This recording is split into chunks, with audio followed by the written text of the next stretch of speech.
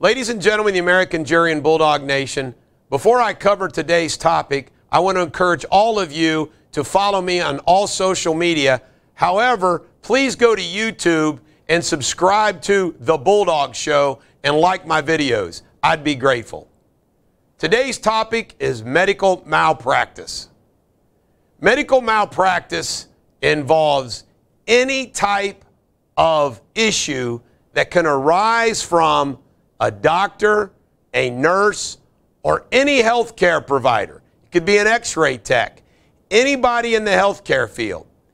And many of you are going to say to yourself, when something happens with a doctor, you're going to think to yourself, well, I know something was wrong here. I just know something was wrong. Well, that's not the standard. The standard is not, well, I think something happened or something happened bad. The standard is this: was there a deviation in the standard of care? I'm going to cover that nice and easy here. Was there a deviation in the standard of care? There is a national standard of care, and it applies for those circumstances. So, for example, there's a national standard of care for whether or not an orthopedic spine doctor ought to do a spine surgery or not. But that's what you have to prove.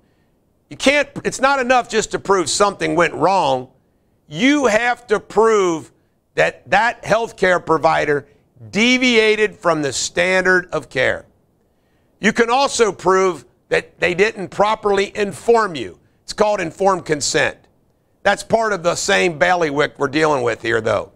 Did they properly tell you what they were going to do, what the procedure was, so you could consent to that procedure properly? Now, just proving that they deviated from the standard of care is not enough. That standard has to be, the deviation has to be based upon a reasonable degree of medical probability or certainty. Both are used. Now, this is a standard that's used in Kentucky and Ohio and most states.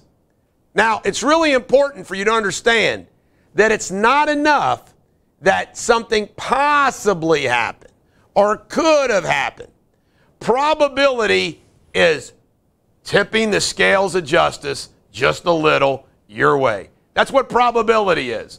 More likely than not. So you have to prove that deviation in the standard of care based upon a reasonable degree of medical probability or certainty. Now you might ask yourself, well, how do you do that? You need expert testimony.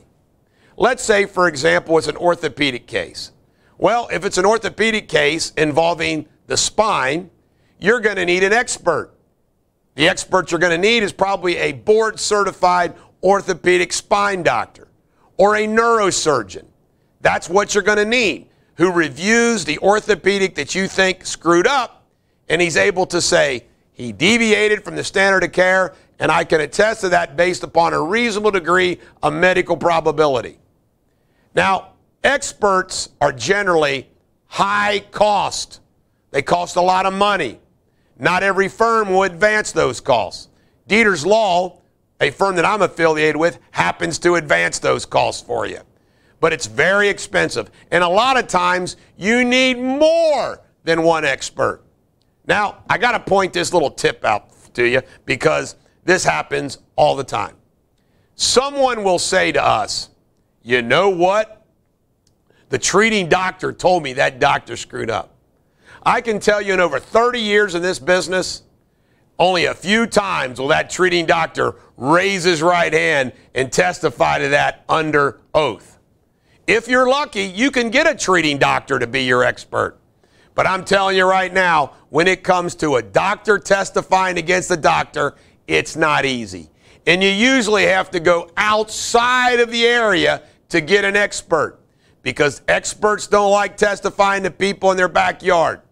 Usually, the people who are defending the case, they can find experts all they want inside their little world. But if you're going against the doctor, you're going to have to go out and find an expert. And you also might need an expert on damages, how much pain and suffering, The Economist, so forth and so on.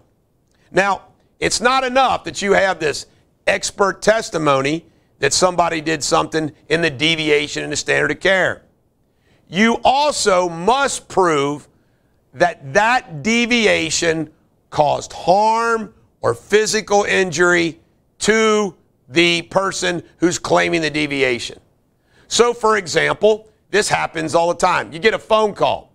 Hey, the pharmacist gave me the wrong, remember, a pharmacist is part of medical malpractice. The pharmacist gave me the wrong medicine, and I took it. Did it harm you? No, I didn't have any problems at all. There are people that think that if a pharmacy gives them the wrong medicine and they take it and nothing happens, they're entitled to $1 million. Not the case. You've got to prove that the deviation directly and proximately caused the harm or injury that you're claiming.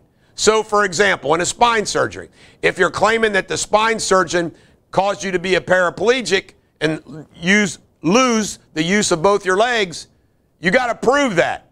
And you got to prove that by expert testimony. You also got to prove damages. What are those damages? Well, it's the medical bills that you incurred that are reasonable and appropriate for that treatment that you received. It's also mental and physical pain and suffering. It's also possibly lost income if you were working and you could no longer work. Now, ladies and gentlemen, the American jury and Bulldog Nation, I cannot stress this enough. This is really important. Ohio limits your damages. They limit your damages to non-economic damages. They don't limit economic damages. So you have to prove in Ohio you're only going to get $250,000 top for pain and suffering unless you can prove that it damaged a permanent organ or you have some type of a permanent injury. Like, for example, a permanent injury to your back. If the jury thinks it's permanent, you can get $500,000 for pain and suffering. They don't cap economic damages. It's very important to know. Now, Kentucky tried to do that, and it was found unconstitutional. Ohio, it's not unconstitutional. Why? You have a Democratic Supreme Court in Kentucky, and you got a Republican Supreme Court in the state of Ohio. There's also something called loss of consortium.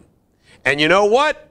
Loss of consortium is simply loss of love and affection and services that a spouse or a child might be able to do for you. Jurors generally don't like consortium claims, but if they truly have been in the battle and it's a catastrophic injury, juries will award it. Vicarious liability, or what's called respondeat superior. Those are big fancy words. Let me explain.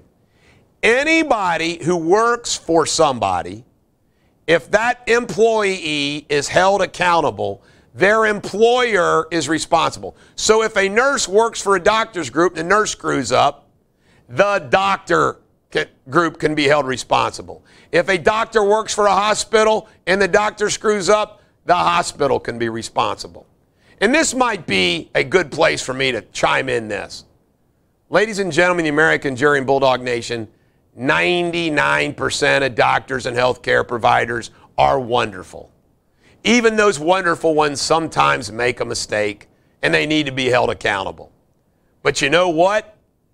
No matter who you are, if you make a mistake and you cause harm, shouldn't you be held accountable? I think it's so. This is not an anti-doctor situation with medical malpractice. It's simply justice. Now, when we talk about hospitals, there's something called negligent credentialing. Deters Law obtained the only verdict in the history of Ohio for negligent credentialing.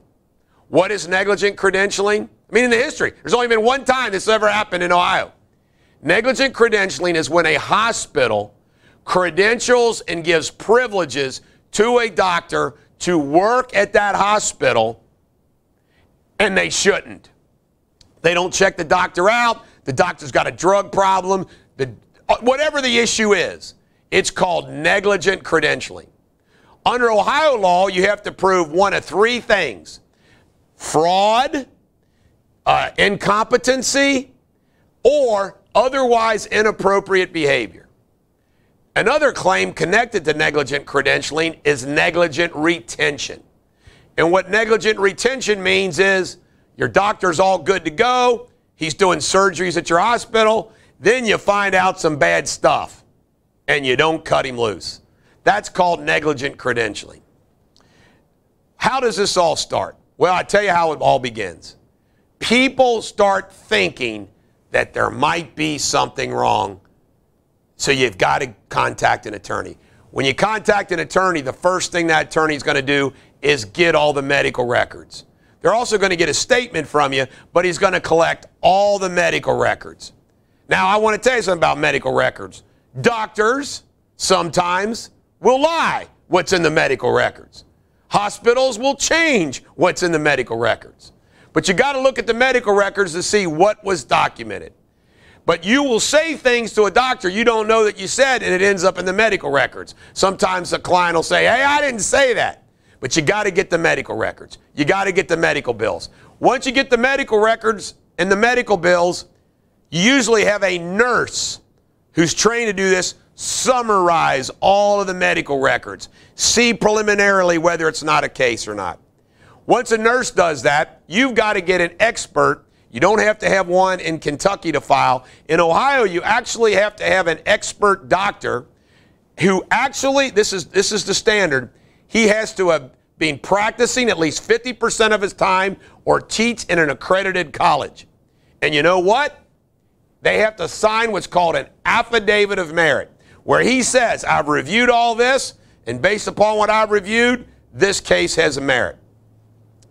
The next thing after that, and this, I'm telling you right now, in this environment, no doctors, no hospitals ever, it seems very rare, try to settle without getting sued.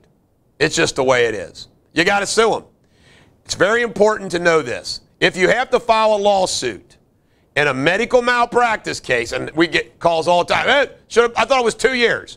No, it's 1 year. It's 1 year from what's called a cognizable event. Fancy word for you think something was wrong. You knew something was wrong. You were suspicious of something was wrong. So you have 1 year from when you think something is wrong to do something about it. That's why you shouldn't wait around. Now, I'm telling you right now, these doctors are trained in seminars to tell you, oh, it takes a while. It takes a while to heal up. Might be a year to heal up. Why? They want to get you past a year. They get you past a year, it's too late. Ohio also has something that is totally unconstitutional, despite the court saying that it was constitutional, called the statute of repose. That's a fancy word, only means this. You have to bring your claim within 4 years, no matter when you find out about it. So here's a case that I had once. Somebody had an open heart surgery. 10 years after that open heart surgery, they go to a new cardiologist. Cardiologist looks at the films before the open heart surgery and says, you should have never had that open heart surgery. They contact me. Do you realize, even though that woman did not find out, she had no way of knowing, for 10 years, she didn't need the open heart surgery, statute of repose in the state of Ohio says, too bad. Now, there's some exceptions to all this. It's why you need to get a lawyer. Once the lawsuit is filed, then you get what's called discovery. They send you written questions, ask all about your background. You get to send them questions. Then there's depositions. In a medical malpractice, you and your spouse are probably always going to get deposed. They're always going to depose the defendant doctor. All the experts get deposed. A lot of times there's nurses involved in the case that get deposed. The next thing, I already told about the experts, is then you have a trial. And to get a trial pre-COVID, you're talking 1 to 2 years. In the state of Ohio, you're supposed to get your trial within 3 years. But it takes a long time to do discovery in a medical malpractice case before your case goes to trial. 90%, you ready for this? 90% of cases that are tried in medical malpractice are won by the defense. 90%. Isn't that something else? 90%. I can tell you right now, lawyers are more and more cautious of when they take a medical malpractice case, because it's very risky. They advance the costs. Now, unlike a car accident case, the legal fee for a lawyer is usually 40% because it's riskier, it's more expensive, it takes more effort. A lot of law firms even add 50% once the lawsuit is filed, or you have to go to court, or you have to file an appeal. And then finally, there's something called products liability that could be connected to your medical malpractice case. It could be a product that broke off or something like that. So you always have those type of claims to look at as well. The bottom line is a medical malpractice case can seem very complicated. In reality, it's just like a personal injury case that involves experts. And you just have to dig in. And you have to explain it nice and simple. And remember, if you ever need a medical malpractice case, please consider Deters Law. This is the Bulldog. Every dog has their day. Thank you for watching this video.